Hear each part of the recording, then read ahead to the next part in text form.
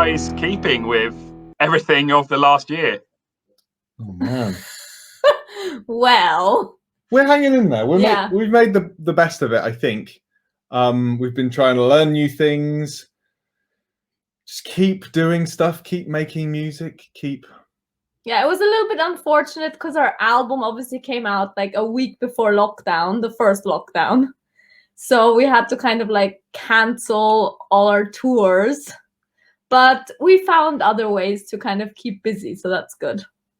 So yeah, you kind of missed obviously a lot of the normal things that artists would do around an album release, and especially as it was like your first album.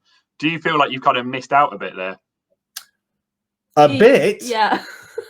yeah, kind of hugely. It was such a shame in many ways. I mean, we'd released the singles in the run up to the album, so there was still got a lot of plays on Spotify, and we still got to play a few of the tunes live. But yeah, we had to cancel a tour in like Germany, Austria, Switzerland. We had to cancel a UK tour. We would have gone to America to play a few shows as well. Yeah. So they all just got pushed back into the into the future. Yeah. But you did obviously get quite a bit of Spotify coverage before the album was released, and you had a couple of unique playlists because I know you're on the Cafe Nero, and I understand you're also on McDonald's. Yes! Yeah, you can explain that one. So with McDonald's, it was kind of like this thing that in Austria, we were working with someone and he was like, oh, I have this contact and he basically does a playlist for McDonald's. And he was like, oh, maybe he'll like your songs. And so he just basically gave our songs to the McDonald's playlister and they really liked it. So they just put, I think it was Broken Hearts Club and Out on the Road on the McDonald's playlists throughout Austria and Germany.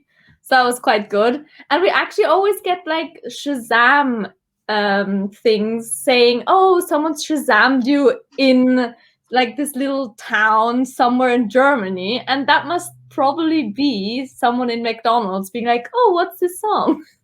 So yeah, but like then the Cafe Nero ones, they just came about because we kind of know the guys at Cafe Nero, and yeah, I really like them.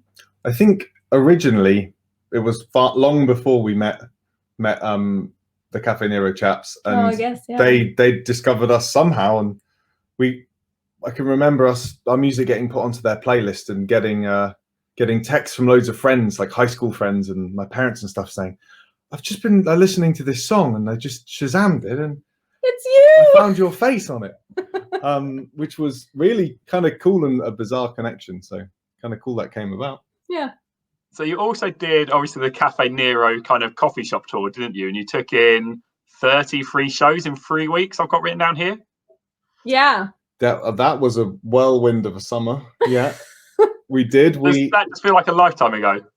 Yeah, it does. That was end of 2019, or like it was kind of end of summer 2019, I guess. Yeah, we wanted to tour and we kind of wanted to get out and just play our songs to a bunch of people, but wanted to do it in a unique, kind of cool, different way, and just had the thought of, well, why don't we pitch up in coffee shops and just play? We have this love for coffee and we have the connection. So yeah, we kind of tried to get there about 10 o'clock in the morning for the first one, and then we'd set everything up, play a set, and we figured out we had to do kind of short sets and keep it snappy. Yeah. And then we did 2 a day, pretty much non-stop for a few weeks. Mm-hmm. I think the nice thing about that was that kids can come to that as well. So normally when you play a gig, obviously it's in the evening and it's probably at a venue where it's either 16 or over or 18 or over. But I feel like our music kind of translates well for kids as well. So it was really nice because you could really connect with kids there and like they really liked it. And then if they came in with their parents, they would always like bob around in front of us. So that was really nice. So who had the responsibility though for the logistics of it to make sure you got to the next place on time? I think generally we're quite even with this sort of stuff. I tend to do a lot of we have a deal that if we're ever abroad on tour or on holiday, Izzy does the driving and I cover it in the UK, which kind of gives me a I think the short straw there. Yeah, it does. So yeah, I did all the driving. Maybe you got in there once late at night in some small coastal village. Yeah, but I mean, like, you're driving on the wrong side of the road, The right side. The steering wheel's on the right side. Everything's right. You see. Yeah. No, we're both equally good and bad at timekeeping. Yeah. Well, you made every single show, so that's obviously got to be a bonus. Yeah. Yeah. Obviously, now fast forward to this week. It's time for some new music or some kind of new old music. Can you kind of explain about this new project? Yeah. So You looking at me? Yeah, I feel like you know all the details. We both know all the details. Well, yeah, but we do, we recorded this next song that we're releasing, Conquer the World. It is on our album, and we recorded a really cool version. But I feel like we had another vision of what that song could be, which was just a bit more of a fist pumpy anthem.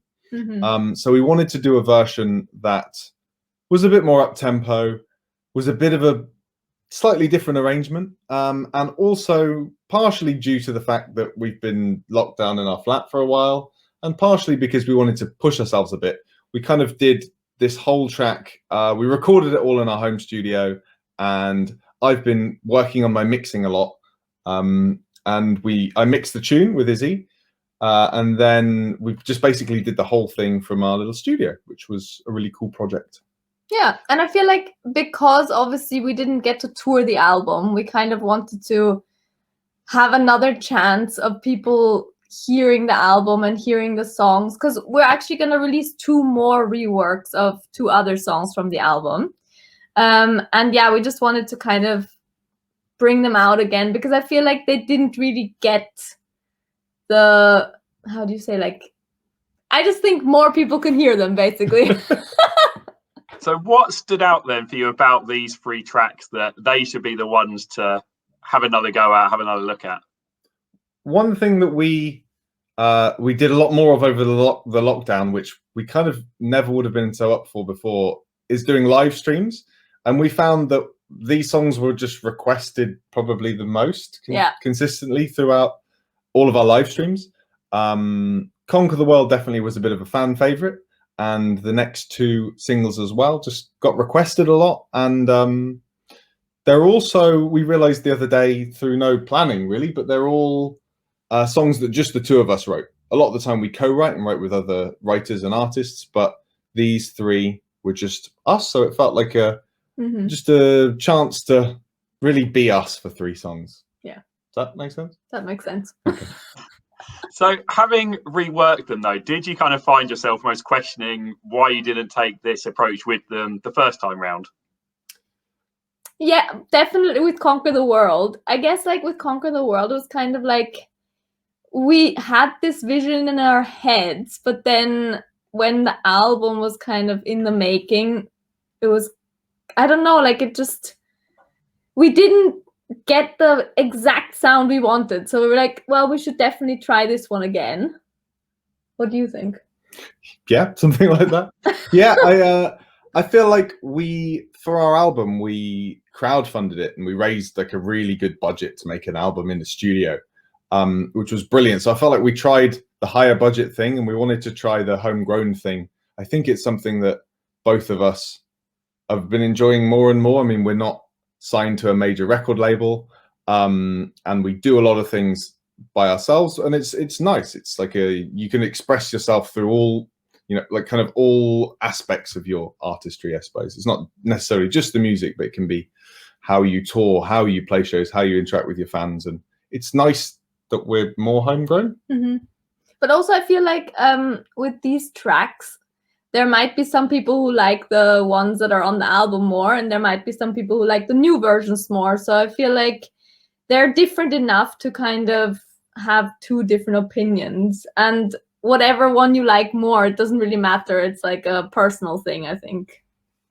So do you think, obviously, the thought process now behind re-releasing these tracks is going to affect future releases for you?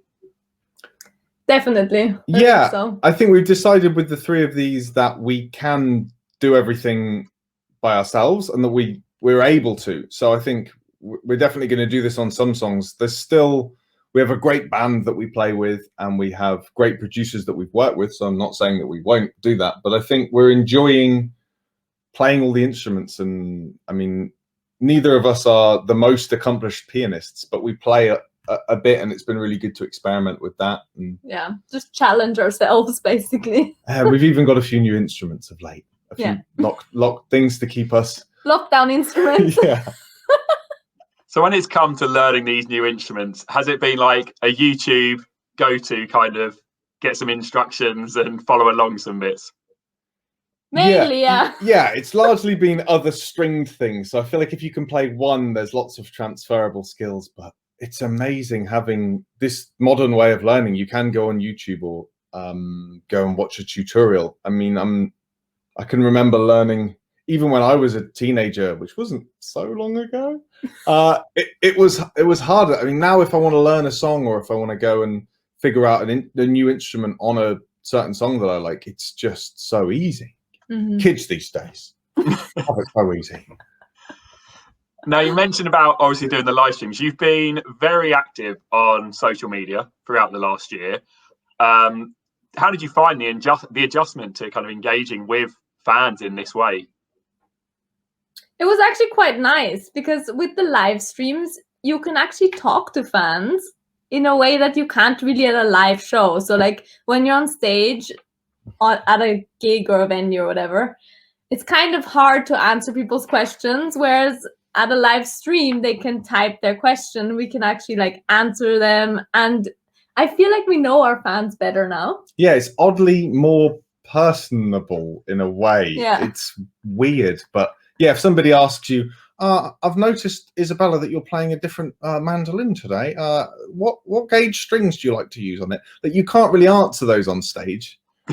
But in a live stream, why not? Sure, it's a good way that we can chat. And I think we realized Where was that fan from? I don't know. He just adopted that voice, which is actually the voice years ago, playing in a different band. That's the voice of a fan. Okay. I won't mention his surname, but that's the voice of Paul. Yeah. And that's just always stuck with me. He was one of those really wacky fans. Amazing. Now, probably one of my favorite ones I've seen you guys doing is the Hump Day Harmony videos. Who came up with the idea for it? I think it was you. Remember. I'll definitely take it, sure. But I don't really know though. I mean, we've seen them before. Other people do the things. I guess we just wanted to do it our own way and try and make it sound as good as we can make it. And it's such a good one. It's such a great thing to make sure we always know what day of the week it is, because otherwise I think we might fall into the abyss. But it's just, it gets us singing harmonies that we would never, unless we were forced to, we would never sit down and pick a new song every week and harmonize the chorus. It's just been it's been quite a learning curve as well, I feel like, because when you do it every week, you just like naturally then know where the harmony should sit. And I feel like it's quite nice because we always try to do a few like weird harmonies in there, so not just like three part like normal kind of thirds apart. So yeah, it's just been nice to kind of challenge ourselves in that way, to learn the songs and put new harmonies on them. We've just been recording one literally before this session, and it's probably the hardest one to sing so far, maybe. I think so. Yeah. Now, when it's come to kind of choosing which song to do, how have you, like, because they've been such a wide variety of artists and songs, and some very well-known songs as well. So how have you gone about choosing which song to do? I feel like most of the songs we've chosen are just songs that we like listening to. But then this year we kind of said, well, to take it to the next level, let's do kind of a theme per month. So now at the moment we're on film music, or so film themes. Kind of like songs that were made famous for a film then. Yeah. We're not humming along the theme to Jurassic Park, but although we were thinking about maybe doing one like that. Some a cappella Hans Zimmer, is it? Yeah. Yeah, I think we'll leave a cappella Hans Zimmer for now. Yeah. But yeah, songs that film. We did. What have we done so far this month? Don't say the one we've just done. That's a Okay. secret. I already forgot. Aerosmith. I remember Oh seeing. yes, we have. Yeah. Don't want to Yeah. miss a thing. That was a great one. And Eye of the Tiger. Oh yeah. That was maybe my favorite so far. Okay. Now, looking forward, I understand there's a promise of new music in the coming months. Mhm. Can you give us any clues on what we can expect from that?